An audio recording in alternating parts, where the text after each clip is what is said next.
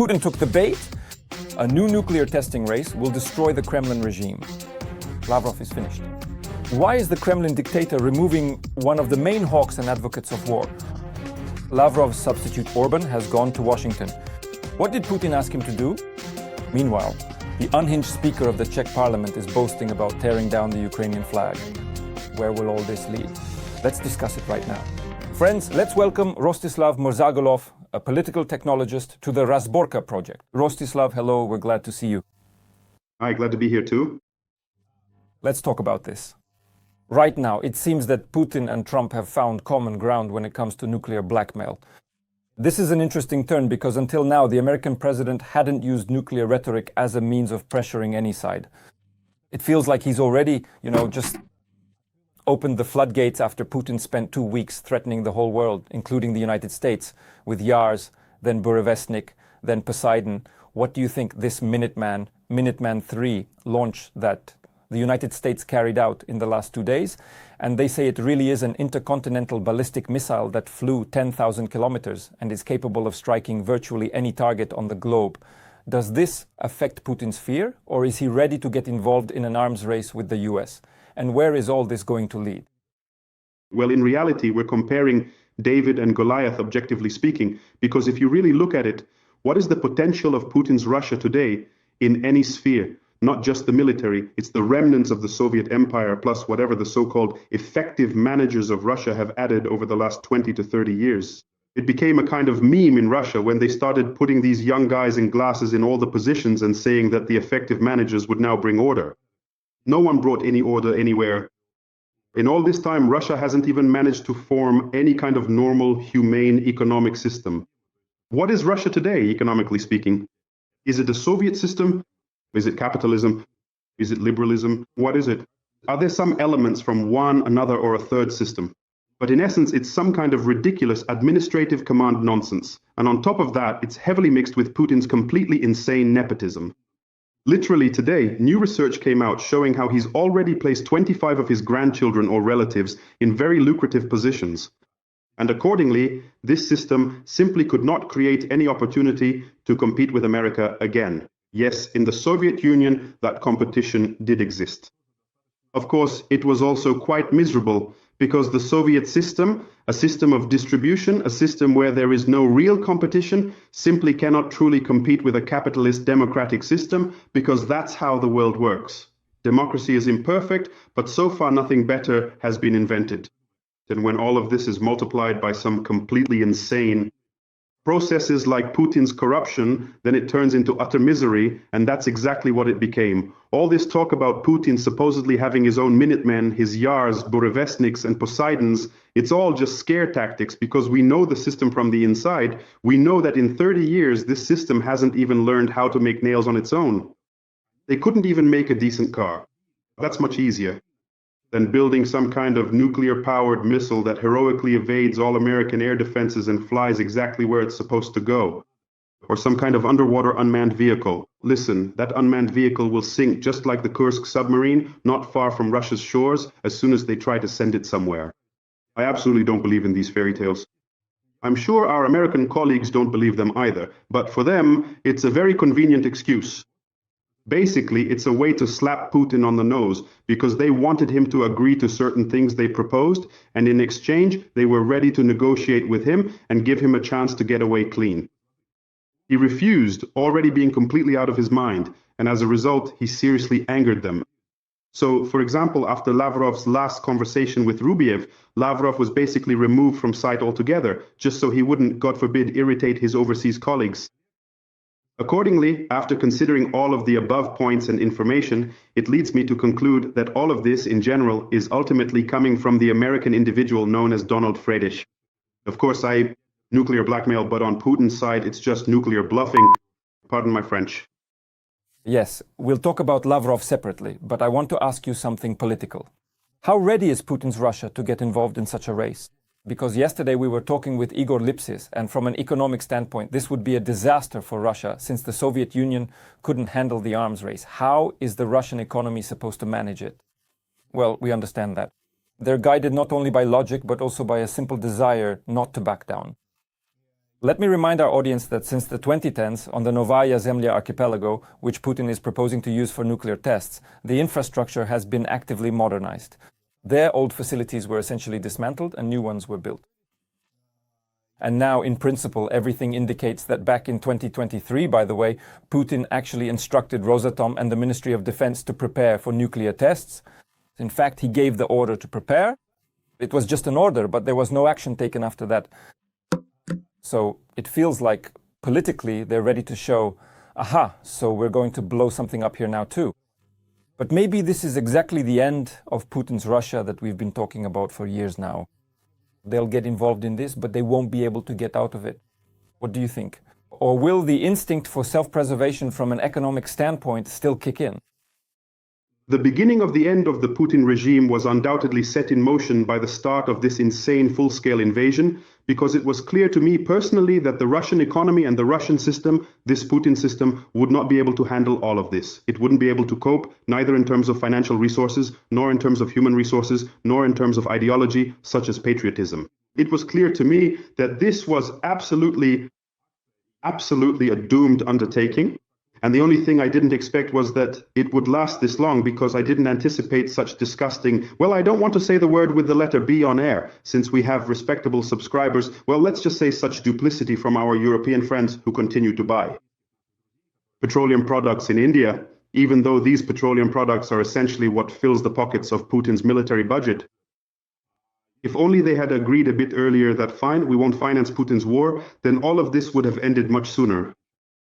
I completely agree with the opinion of Igor Lipsitz, a respected person, that the Russian economy can't handle this, that it will be a collapse. And here, actually, I remembered an old Soviet toast from a movie. Let's drink to our wishes, matching our capabilities. So Putin actually has no way, and hasn't for a long time, to keep any of this going. But he has this insane maniacal desire, because Putin is a deeply mentally unwell person. Everything he's doing now is absolute suicide for his own regime, and most likely for himself as well, and probably for all his numerous relatives. Because who will need any of them when Putin is gone? And accordingly, all of this continues only because of his insane desire. When will some kind of conspiracy form around him? When will the people around him, who should understand that this is a dead-end situation, and many of them do understand it? Look, in the last few months, 11 restaurants have closed down at Patriarch's Ponds. That's a significant portion, maybe a quarter, maybe a third of what used to be there. And this shows that Putin's elites are packing up, they're fleeing. They're basically no longer drinking that famous, once legendary pumpkin RAF at Patriarch's. And this shows that they're starting to realize what's going on, not because they're good people, but simply because they've understood that things are really starting to heat up. And when they finally offer Putin a glass laced with Novichok, that's really the only question that remains for me, because I have a sense that the changes will come from within the regime. But as for who exactly will dare to do it, well, that's a black swan event. It's impossible to predict. You brought up Lavrov, and I think it's very interesting to discuss whether he has really fallen out of favor with Putin and why our audiences are talking about this right now. Let me remind you, first of all, that Lavrov was the only member of the Security Council who was absent from the discussion about resuming these nuclear tests. He used to be present at every kind of discussion, but this time he wasn't there. In addition, Lavrov has lost his status as the head of the Russian delegation at the G20 summit, which will take place in November. Instead, the deputy head of the presidential administration will go in his place, meaning it's not even someone from the foreign ministry. His name is Maxim Oreshkin. And regarding Oreshkin, Peskov said that Putin made the decision personally. What do you think? Could Lavrov face the same fate as Shoigu, being sent off somewhere, like to the pension fund? Or is there another reason, in your opinion? Because, again, you must have heard that apparently Putin blames him for being unable to arrange a meeting with Trump. How true is that, in your view? In one of my political books, which is satirical, I describe a situation where, in the office of Dmitry Medvedev, who at that time was the president of Russia, and at that moment practically even a systemic liberal, in quotation marks, of course, there was a scene where he tried to fire the governor of Tatarstan, Shaimiev. He clutched his heart and said, "Yes, you're right, it's time to make way for the younger generation. But first, get rid of that fool," said Mintimer Sharipovich, referring to his neighbor, the governor of Bashkortostan, Murtaza Rakimov. I know this story from someone who was actually present at the time, So things like this do happen in politics. And here, this whole first get rid of that fool, and that was said by Marco Rubio, because he was extremely infuriated by Lavrov's behavior during the conversation with Rubio when they were supposed to agree on that very meeting. So there was a phone conversation, and Putin is also an absolutely brazen bore, but he has some kind of self-preservation instinct that kicks in when there's any danger. And when he talks to someone who really matters to him, he turns on the charm, he speaks very carefully. So when he spoke with Donald Fredovich, he was buttoned up to the neck, so to speak, and straightening his tie, like a proper guy. I just can't.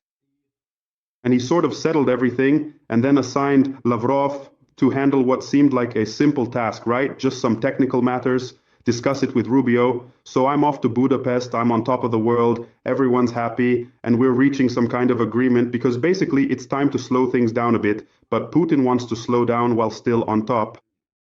What happens next? At the same time, of course, Putin tells Lavrov, yes, well, you tell them that we would still like, the Kemsk region, come on, meaning, of course, the Donetsk region. So Lavrov, being quite a brazen bastard himself, apparently got so full of himself that he spoke to Rubio, the American Lavrov, as if he were a little boy. And there he started up again with that old song about the Pechenegs, about the constitution on tree stumps and so on, where the whole Donetsk region is involved and so forth. Rubio just got really angry emotionally. He cut off the conversation, and this is now actually known from several different sources. American media have already pieced together this information. So it's true. Rubio himself quietly told everyone about it. Rubio went straight to Trump and said that we're being led by the nose. They're not going to sign anything. They're singing their old song about the Donetsk region again, and we're going to look like idiots again, Donald Fredovich. Donald Fredovich, after listening to all this, said, I don't want to hold a pointless meeting, and I'm starting a nuclear exercise. At this point, dear viewers, as they say, you already know what happens next. But what do you think? Will Lavrov really be facing resignation, for example? Because I think it's hard to find a more seasoned figure in the cabinet of ministers within the Kremlin's power structure right now. Lavrov will undoubtedly be dismissed when Putin decides to move towards some kind of reconciliation. Because Lavrov is the beastly rock of Putin's regime, the face of aggressive, insane Russia, the face of the special military operations supporter, a face twisted with hatred for the entire world. These are Lavrov's people, the foreign ministry staff, who have driven diplomacy so far away it's as if it's disappeared beyond the horizon. These are people who have turned diplomacy into Putin's corrupt plaything, because even during World War II, diplomats never allowed themselves to behave this way. Even then, opposing camps still held meetings with each other. But the kind of insane things that someone like Maria Zakharova, the foreign ministry's press office drunk, allows herself, it's honestly hard to even imagine.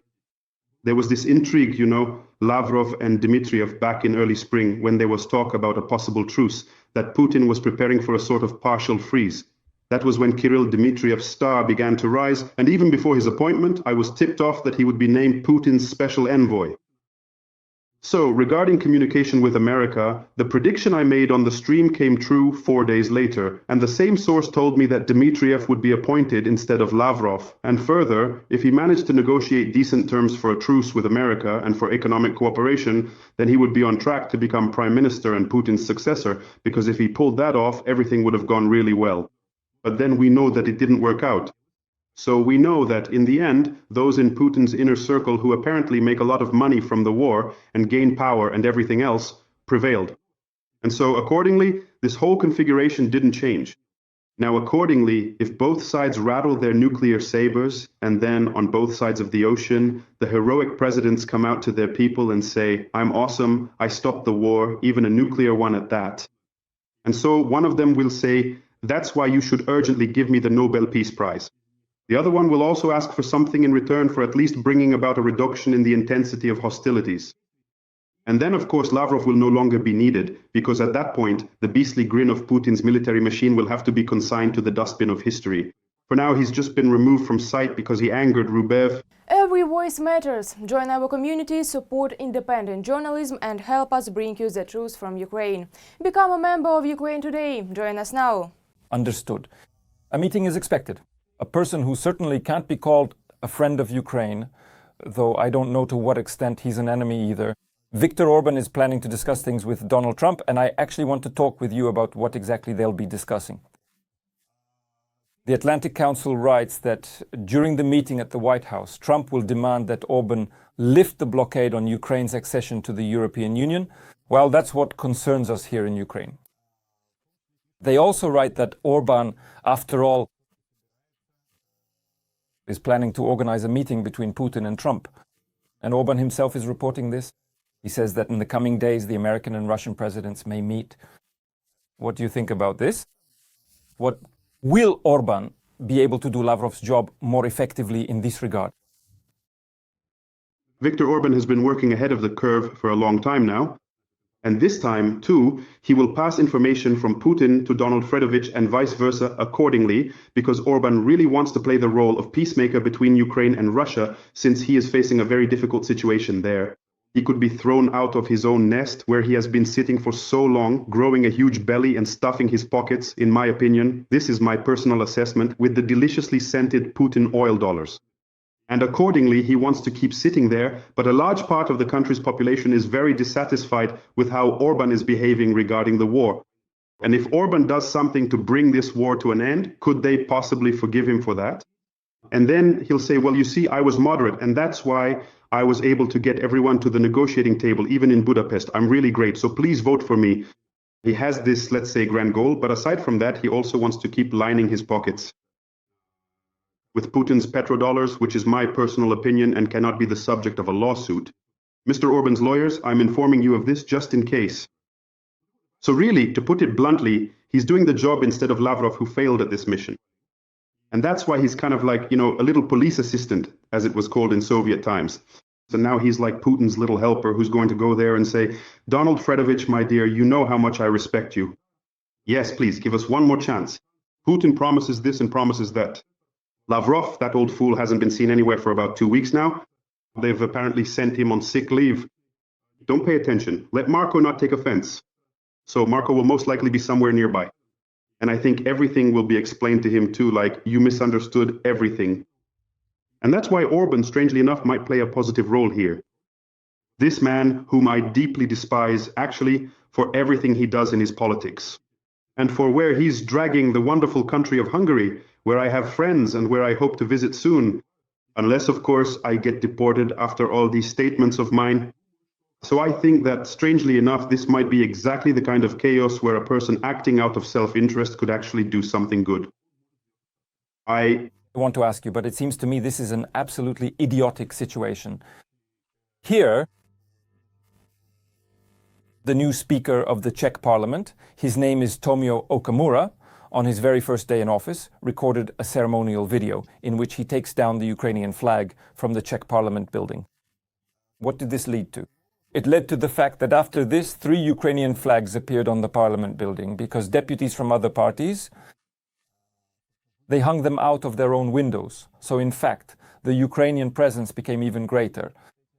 How do you think, just how dangerous are these kinds of precedents when a person who holds a significant position, after all, the Speaker of Parliament is no small role, so publicly signals that there is no place for Ukrainian interests in the Czech Republic? Is this a dangerous precedent, or is it more like, just playing to the electorate? It is definitely a dangerous precedent because, yes, we would like to think that the European voter is sophisticated, that they can tell a forget-me-not from crap, but unfortunately, that's not the case. Lately, that's not the case at all. We see numerous examples of very unhealthy forces winning in various European countries. And moreover, we've repeatedly seen evidence that Putin is financing these unhealthy forces. And it's possible he's doing the same in the Czech Republic. As they say, I wasn't there to see it myself, but it's clear that this is a country where there are serious interests for the Kremlin reptiloids who would like the Czech Republic to become more pro-Moscow. And accordingly, against the backdrop of, for example, the fact that right now in Germany, a major spy scandal is unfolding. And it turns out that perhaps this main anti-Ukrainian party, the main hardline force in Germany, the AfD, may have been financed by Putin. And it's possible that Putin's agents were actually sitting right inside this organization. And so, yes, that's why I always say this is not just, as some figures like Orban try to portray it, that this is some kind of old conflict between former friends or neighbors who have fallen out. It's absolutely not like that. This is an existential conflict for democracy itself, for European civilization, for Western civilization, because here is the clear battlefield. On one side, you have all these kleptocrats, all these people who distribute resources into their own pockets and the pockets of their accomplices, and in this way try to reshape the world to suit themselves because it's more convenient for them. There are more complex systems where management is much more difficult. I think that, well, actually not just think. I can honestly say that I know some old-timers, for example, from the staffs of various Ukrainian organizations. They also sometimes reminisce saying, oh, how great it was, how much order there used to be during this or that period, for example. And in response to that, I always tell them, and if there were the same order now, where would you be? That's a big question I have for you. And it's clear to everyone that, yes, of course, for officials, it's simple and easy when they quietly and privately make all the decisions themselves. But when the system is like it is today, for example, in Ukraine, vibrant with many different forces, when people openly express their opinions, when there are many different media outlets, when there is an opposition and it has a strong voice, even if sometimes it seems like they're talking nonsense, it's still good that this exists. So, roughly speaking, we come to the same conclusion again. Democracy is a complicated thing, and all sorts of ghouls like Putin and his cronies and supporters, including those in European countries, can take advantage of it. But in the end, democracy still has a better chance of winning. So we don't give up, we keep working, and we keep telling people, including the Czechs, what's really going on there. In conclusion, Rostislav, I read a statement by former NATO Secretary General Rasmussen, who said that Ukraine faces an endless war if NATO does not start taking more active steps to support Ukraine. He also called the coalition of the willing a coalition of the waiting. In other words, those who are just waiting for something to happen. And actually, in my opinion, that's a pretty sober assessment. What do you think about this? Is it really the case that if the West doesn't change some key approach, including possibly military support or military presence, this war will truly go on forever? Well, that comment can be considered fair. Of course, when these big bosses from high Western offices retire, they often have an epiphany and start saying fair things about how indecisive we all really were. But I want to ask, what was Comrade Rasmussen doing when he was in his position? He did nothing at all. He expressed concern and worry. And basically, that's all NATO became known for over the past 4 years. So now he's had an awakening and started saying certain things. Well, how will the current leaders react to this? Well, they will express concern, and they will continue to finance Putin's war by buying his gas and oil. For example, for some reason, they've once again announced that yes, we'll stop buying Putin's gas very soon in 2027. Why not in 2024? I have a big question for all of them. What stopped them from just taking action and refusing? Yes, there would have been some problems, there would have been some disruptions. It's fine, we have disruptions too. Right now, I'm living without electricity, without heat, without water in my Kiev apartment in Lukyanivka. It's fine, I'm somehow surviving, even working, as you can see. And accordingly, all these clever words from officials who have resigned, they still indicate that European people want to hear such words from them. So it means that for them, everything is lost, and it won't be possible to do things like in Hungary or in some places in the Czech Republic. Well, yes, let's hope that this marker of what can be said really does reflect the popularity of these opinions in some way. Thank you so much. Rostislav Murzagulov, political technologist, was on the air of Ukraine Today, Project Razborka. All the best to you. Thank you. Thank you.